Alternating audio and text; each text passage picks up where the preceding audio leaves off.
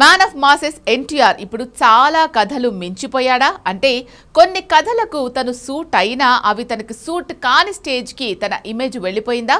ఎందుకంటే తన వల్ల ఇద్దరు హీరోల తల రాతలు మారిపోతున్నాయి. ఆల్రెడీ తను చేయాల్సిన కథతోనే రామ్ చరణ్ సినిమా చేస్తున్నాడు, పెద్దగా మారాడు. కట్ చేస్తే ఇలానే రౌడీ స్టార్ విజయ్ దేవరకొండ కూడా ఎన్టీఆర్ కథకే కనెక్ట్ అయ్యాడు.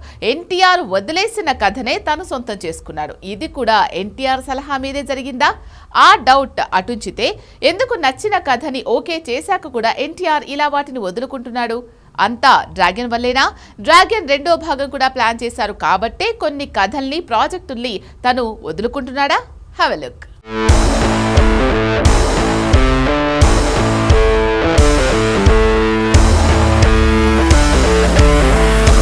చిన్నప్పుడు చిన్న చైర్లో సరదాగా కూర్చోవచ్చు, కానీ పెద్దయ్యాక అదే కుర్చీలో కూర్చుంటే విరిగిపోతుంది. ఎందుకంటే మన వెయిటు హైటు పెరిగిపోతుంది కాబట్టి. సినిమా కూడా అంతే. కొన్నిసార్లు హీరోలకి కథ నచ్చొచ్చు, కానీ ఆ కథని మించే ఇమేజ్ వాళ్లకుంటే ఆ సినిమాకు ఆ హీరో ఇమేజే డ్యామేజ్ అవుతుంది.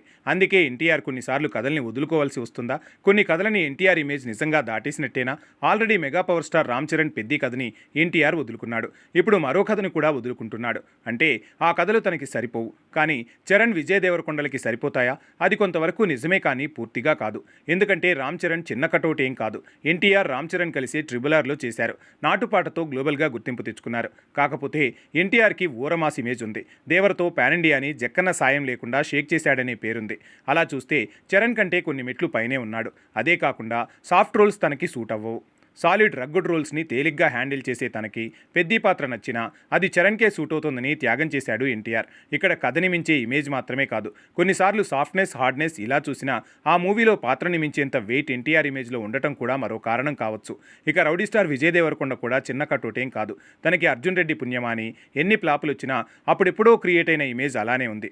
అయితే హాయ్ నానా దర్శకుడు ఎన్టీఆర్ కోసమే రాసుకున్న కథని మ్యాన్ ఆఫ్ మాసెస్ ఒప్పుకున్నాడు. కానీ డ్రాగన్ 2 భాగాలుగా తెరకెక్కుతుండటం, షూటింగ్కి ఇంకో ఏడాదిన్నర పాటు జరిగే ఛాన్స్ ఉండటంతో హాయ్ నానా దర్శకుడు షార్యవ్ కథని వదులుకున్నాడట.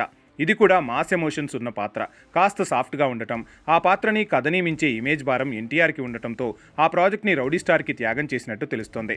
ఎలాగైతే పెద్ది కథ చరణ్ దగ్గరికి వెళ్లేలా బుచ్చిబాబును ఎన్టీఆర్ గైడ్ చేశాడు, ఇప్పుడు శౌర్యవ్ కథని రౌడీ స్టార్ దగ్గరికి వెళ్లేలా ఎన్టీఆర్ సలహా ఇచ్చాడని తెలుస్తోంది.